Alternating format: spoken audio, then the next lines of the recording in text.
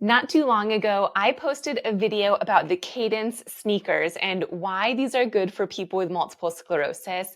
And since posting that video, I have received a lot of questions around how to use them and what sizes and where do they ship and all these great questions. So I wanted to be able to share my answers and also give a demonstration of how I would recommend using them and wearing them, especially if you're thinking about wearing them for exercise. So I'll do a quick recap on what they are and how to use them. But if you want the full video for that, you can just click the link up above, and that's my full demo of how to use them and who they're for, all that good stuff. And then we'll get right into the Q&A and how to use these to train and exercise to improve your walking.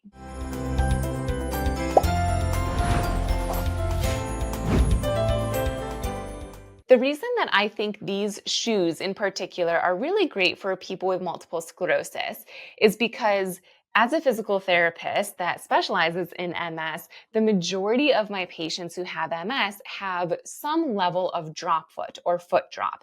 And what that means is it's really hard for them to be able to lift the front of their foot, lift their toes and their forefoot when they're walking. And that results in scuffing your toes, dragging your foot, dragging your toes. And it can cause trips and falls, and it's due to weakness in your muscles on the front of your ankle. Now, these shoes are the only shoes that I'm aware of to this date that have these pucks on the bottom. So this material here is just your classic rubber that any sneaker would have on the bottom of the shoe. But right here, they have two nylon pucks. And so let's see if you can hear it. That's rubber. That's the nylon puck.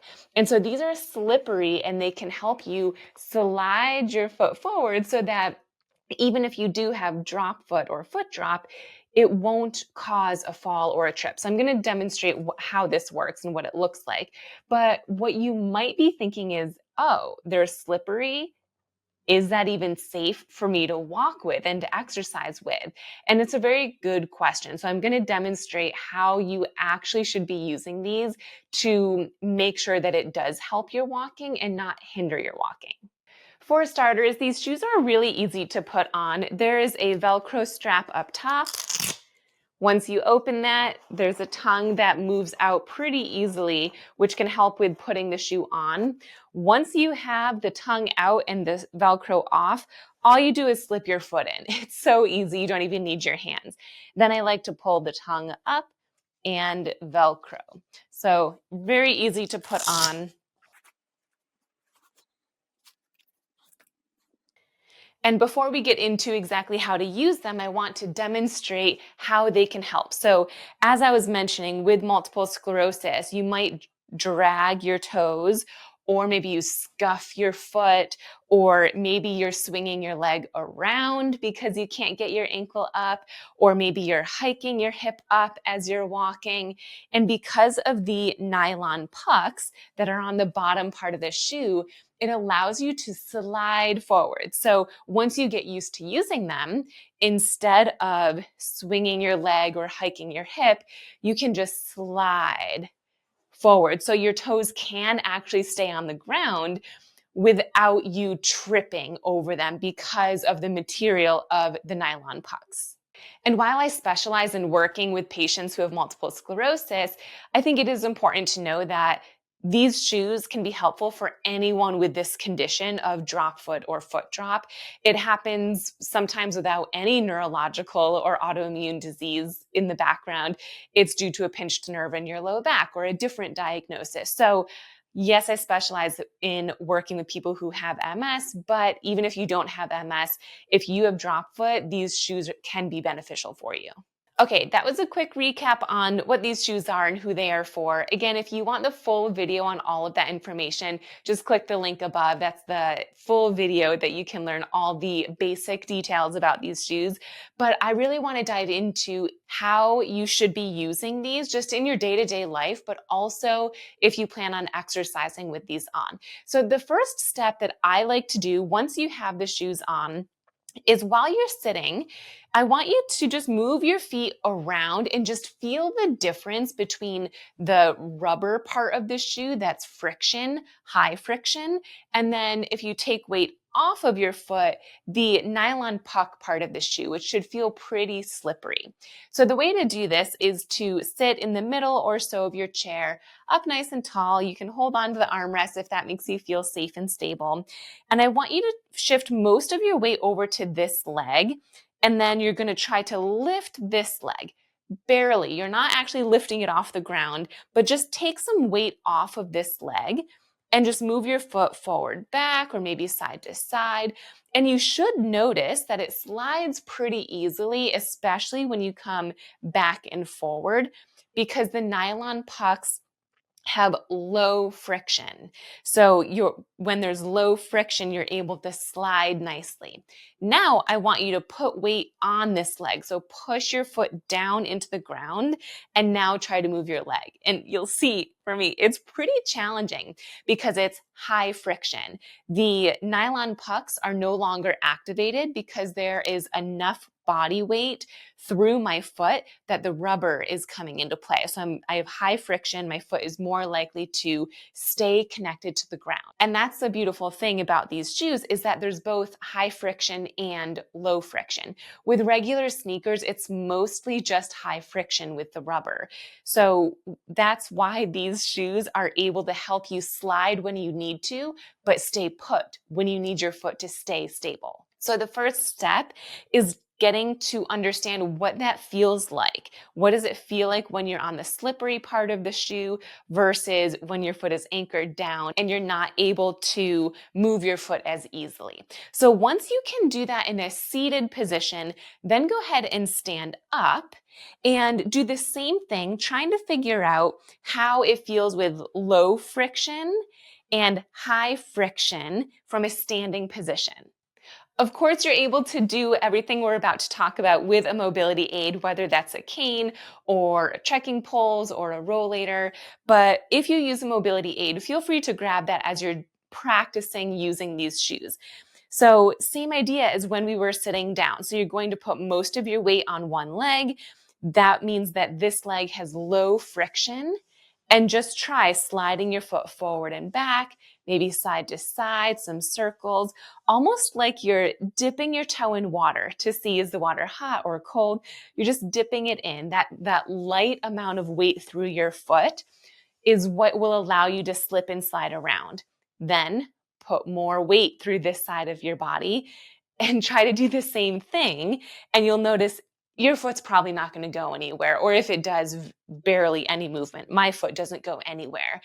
And that's the high friction. That's what it feels like when you have a lot of weight through this leg. The shoe will not move. So that's intentional. Once you get the sense of what it feels like with low friction and high friction, now it's time to start taking some small steps, some baby steps forward and just around your room if you want to. So the way to do this, again, with a mobility aid, if you feel like that's safest for you, is you're going to take weight off of this leg and just take a baby step forward as you slide your foot. And then shift your weight over to this side. Slide your foot. So again, very small steps, but you're practicing what it will feel like to slide, to use the nylon pucks to help you with moving forward. You could even take a few steps back. Again, just very small steps.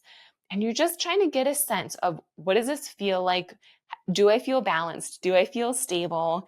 What does this feel like overall? And then once you're used to taking smaller steps and you feel comfortable doing that, then you can work on taking regular step lengths. So instead of just taking these baby steps, you would slide forward however far it feels comfortable to you and slide. So this should feel more like normal walking.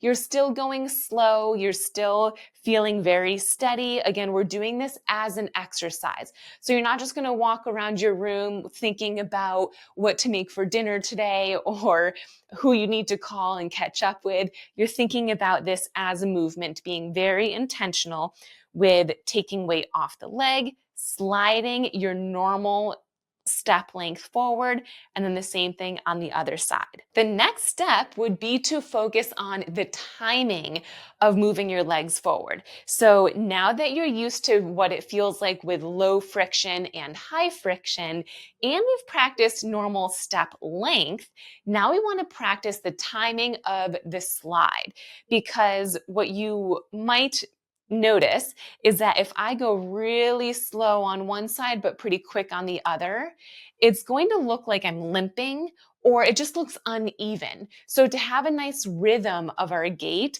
it's important to practice the same amount of time coming forward on one leg as the other leg. So we're trying to make it look more symmetrical. So this would be an exercise that you can practice. I'll show you over here. I'll put my cane over here so you can see better.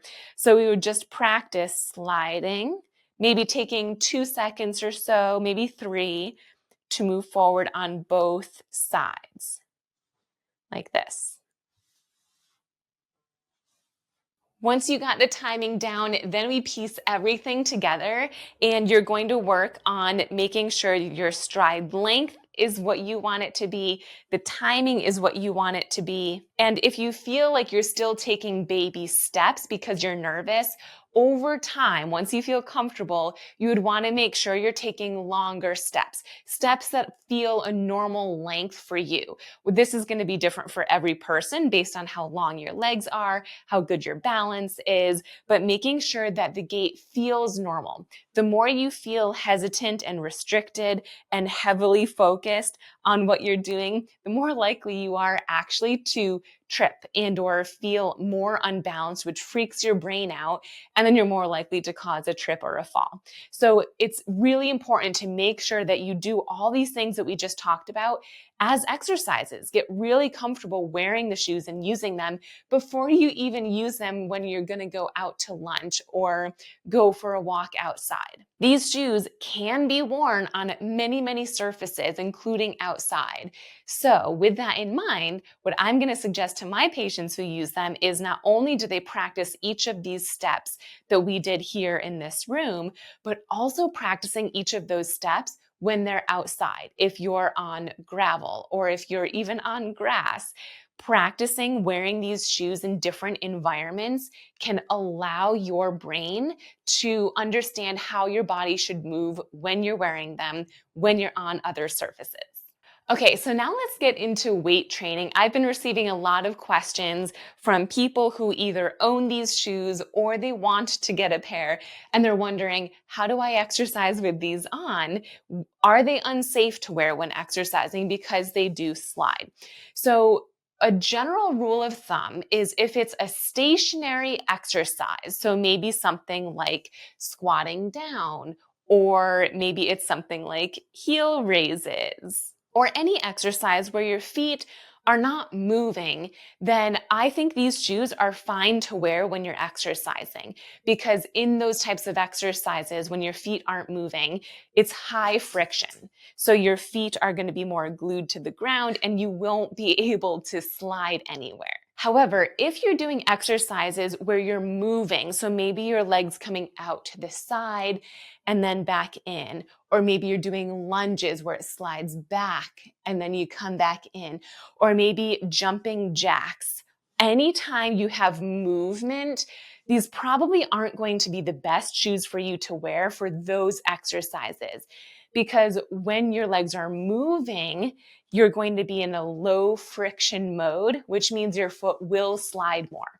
Now, for walking, that's exactly what we want. But for exercising, you might put yourself in a pickle and you might notice sliding when you didn't actually want to slide, and then it might cause some aches or pains. Some of the exercises that I suggest my Missing Link members do to help improve their walking are exercises like standing marching. So you're standing and one leg comes up and then down. This should be a safe exercise to do with these Cadence shoes on, because even though you have one leg moving, your stance leg is not going anywhere. Whereas jumping jacks, both legs are coming out and in, or even one side. And so you're holding on to a mobility aid to keep you steady. One leg comes up and down. Another really great exercise to improve your walking is butt kicks. So kicking one leg back. And I'm really exaggerating this movement right now. You don't need to bend this much in order to get some strengthening in your hamstrings from this movement. Even if it's a little bit, that's fine. But this should be a safe exercise to do with the Cadence shoes. If you're ever feeling unsafe or unstable, just make sure you either use a mobility aid that increases your stability or wear a different pair of shoes. Safety is the most important thing. And don't forget to practice walking with or without a mobility aid as an exercise while you're wearing these shoes. So you're holding onto your mobility aid and you're allowing yourself to slide with your shoes. It's a little hard to see because the mobility aid is in the way, but this should be an exercise that you practice if you are hoping to wear these out and about while feeling stable. So again, the general rule of thumb when it comes to weight training or exercising in any way, shape, or form with the Cadence shoes is that if you're not moving side to side or front and back, then your exercise is likely stationary, where you have most of your weight through one or both legs. The Cadence shoes should be appropriate for that. You shouldn't feel any more unstable than you would if you were wearing regular sneakers. But if you are moving, if you're moving one leg side, forward, front, back, whatever, they probably aren't going to be the safest, most stable option for you. Therefore, choose a different sneaker, or if you like exercising without shoes on, that's okay too. I want to end this video by answering some of your guys' questions. So I asked on social media some questions that you had about these shoes, and a lot of the questions were the same, which is great because it means a lot of people are wondering the same thing. So I'm just going to ask some of the questions and then give you guys my answer. The first question is, how do you deal with smooth surfaces like marble, etc.?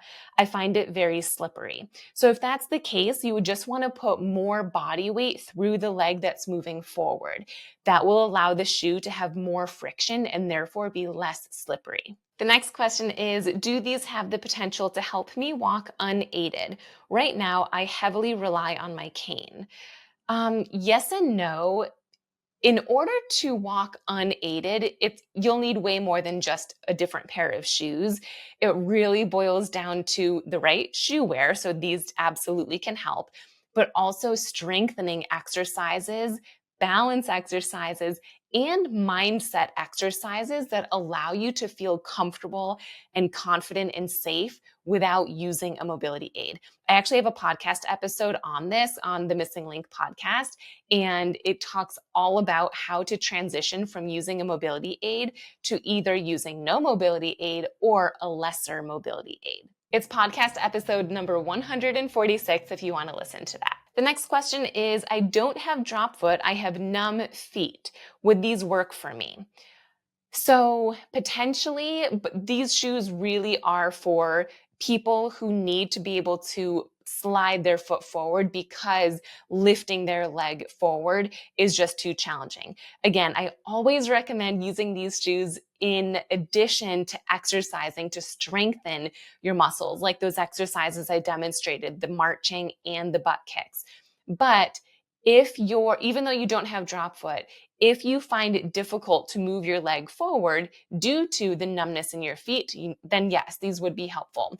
But if you're able to bend your leg, lift your leg, and move it forward without your foot touching the ground, then they're still good shoes to wear, but you just won't be reaping the benefits of using the sliding feature. Next up is, when will there be international shipping? I've been receiving this question for months. So as of right now, they are going to be accepting pre-orders for UK and European countries in Q4 of 2024. So the end of this year of 2024 is when you'll be able to pre-order your shoes, and they're going to start shipping to the UK and almost all European countries, including Sweden, in 2025. Do they come in my size? I'm a women's 5.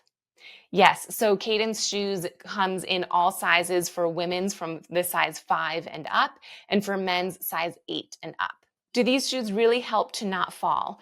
Again, it's going to be important that you're using these shoes as just one of the tools to help reduce your falls. The other tools would be exercises, strengthening, balance, weight shifting, you name it. And by the way, I have all those exercises in my online program, The Missing Link.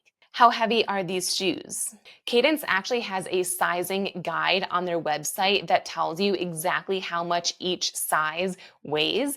But just to give you an idea, this size 7, which is what I'm wearing, weighs 10.7 ounces. Can I do jumping jacks or burpees safely in them? So, because both jumping jacks and burpees are an exercise where both legs are moving, it's definitely not a stationary exercise. I would not recommend using Cadence shoes for those. I hope you found this video and somewhat of a tutorial helpful and that it answered a lot of your questions about these shoes. Again, I really like these shoes. I have found that they are helpful for my patients with MS who are looking to reduce their tripping and honestly, even just reduce the speed at which their shoes wear out because they're scuffing their foot so much that it's causing a hole to appear in their shoe. The number one thing is that you feel safe when wearing them. Whether you're just wearing them to walk or if you're wearing them for exercising, safety is the number one thing. So please do those exercises and the steps that we went through in the beginning of this video to help you learn how to use them, how to feel safe in them, how to understand how your body moves with them before you even use them for walking or exercises. Once you feel safe, then you can progress to walking and exercising in them. If you don't have a pair of your own, but you are interested in them, I will put a link down in the description that you can use to go get a pair for yourself. And Cadence actually gave me a discount code for you to use to get 10% off of your shoes. So again, I will put that down in the description. So look there if you're looking to get a pair. Thanks so much for tuning in.